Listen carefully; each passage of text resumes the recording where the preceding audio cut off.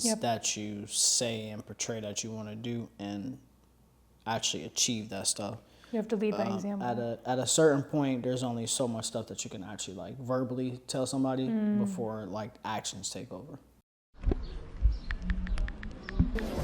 Matt, I need your help growing my social media audience. All right, guys, if you need help growing your social media audience, make sure you text 602-390-7002. Once again, it's 602-390-7002. No, that's so true because I've even noticed that, like, and that's something that we talked about even like a year ago or a couple months ago, where I can't convince you to do anything because at the end of the day, you're going to do whatever you want to do. And the same thing, like, you can't convince me to do anything because I'm going to do whatever I want to do. Like, for example, when I was trying to get you in the gym at the beginning, you never wanted to go to the gym. And it wasn't until you took it into your own hands and went to the gym. Do you know why that changed, though? And now we're kind of opposites, where now you have more of a routine than I do. Do you know why that changed? For me, and specifically talking about the gym, and this is also, it connects to everything that you do, me do, whoever, no matter the color, race, woman or man.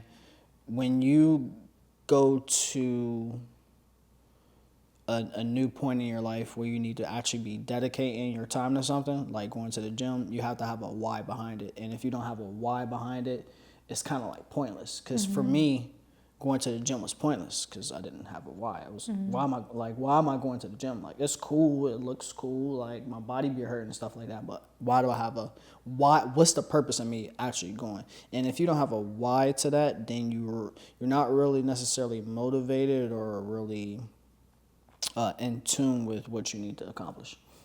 That's so true. Because I've even noticed that, I've noticed certain periods in my life where I'm more disciplined or have more ambition behind my actions. And I feel like it's definitely a why that's fueling it. And so even now where we're at this new point in our life, I feel like, not to say that we got comfortable, but I feel like we're at a point where we're reaching our goals very seamlessly. Like, I don't want to say it's getting easier and easier, but we're just so focused and locked in that we're like, we can do anything. And so I don't want to let that make me comfortable. But then when you know you can do something, then why go harder? Why like not you go have harder? to go, you have to have a why.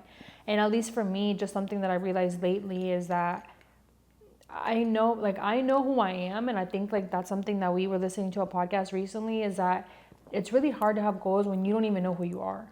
What was that, Tracy Ellis Ross? It's really hard to have goals or have a why when you don't even know who you are.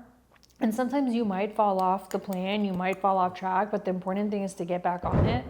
And so for me, like, my why has always been being there for my family, being healthier for them, showing them through example. And I think you're so right what you said about like leading through example, because I realized that you can give your family so much advice, but at the end of the day, sometimes they won't listen until they see that you're actually already doing something. Yeah. Like whenever you're going to the gym, that, that motivates me to go to the gym, or whenever you're taking care of yourself, that motivates me to take care of myself. But you definitely have to have that why, because if not, you do get comfortable. And even with the gym, like Close proximity too. yeah, even with the gym, like I do want to talk about that because I know for me, like I've been super consistent, but at the same time, I'm not gonna lie and say that I have been 100% on my routine, because I just haven't. And so you have to find like what drives you in this next season, or what pushes you to keep showing up and keep going towards those goals. Yeah. How do you think the year has been so far? I think the year has been really, really good. I think I definitely got a little bit distracted, but I am back on my goals, and I'm just learning a lot from life. Yeah, this has been the biggest year so far that we've ever had. Just being with family and the amount of things that we want to accomplish for our customers, being super consistent. And this is the year I've had the most free time. I thought about that the other day, and I was like, man, I've had a lot of free time. Like I made a lot of money, and I had a lot of free time. It's kind of weird. Like, I'm like thinking back and reflecting, like from the beginning of the year, just trying to figure out like where is this newfound freedom going to take me, to wrapping up the year with being able to consistently make sure my customers are straight and also meeting new people and new relationships. Like this past 90 days, I've met the most paying customers in the entire year, which is crazy. Yeah. Like I don't know what happened. It just, and it also kind of like I think when did it probably like March or April it finally clicked. And then that's when I was just steam path locomotive like for the rest of the year. I think at the end of the day, like entrepreneurship is so spiritual, and I had to see it. I had to watch a video to remind me of that, because even this year, I think I told you where it's like every year I've been learning and I've been getting better and I've been applying things, but I think this year, like a lot of things that I still haven't resolved within me, and just a lot of things that I still haven't mastered, kind of blew up in my face again. So it's just a reminder that there's always going to be ways that you can get better. There's always going to be ways that you can grow and room for improvement. But also you have to know when you keep repeating the same habits and when something's not working. Because I've definitely realized with a couple of things in my life lately, like even fitness, like, you know, I could change it up, or just other things in my diet where it's like, if you're not strategic, you're just going to be going nowhere. And I even told you that this year at the beginning of the year, you know, I was super focused on my business, and I feel like I got distracted by focusing on the wrong things. And so I say this to say that sometimes like you need those periods or those seasons that just remind you, why are you on this path and journey? And I think at the beginning of the year, you asked me how the year was going. I've kind of felt in entrepreneurship where it was like, you know, what's the point of this? You know, because we're making money, you know, our bills are paid. And so that's why I said when you get to that point, like I think for you it's different because you're always like thinking long term, and you're always thinking like, oh, you got kids to feed. But I think for me it's almost like I am thinking of that long term, but I think sometimes I'm like, what's the point of overworking ourselves? And I started to get burned out, but it was just because I was distracted, I wasn't focused, and I got off the plan focusing on the wrong things. So I'm saying that to say that sometimes it feels like you're quote unquote missing out on things, but at the end of the day, I've just realized that when you're focusing on your family, when you're focusing on your goals, when you're focusing on becoming a better person, you are absolutely not missing out on anything. And this year was really the reminder for me to realize like it is okay to work on yourself, because I think sometimes the world or society can make you seem like, oh, you're so selfish by not helping others or not pouring back into others or not helping, you know, just other things.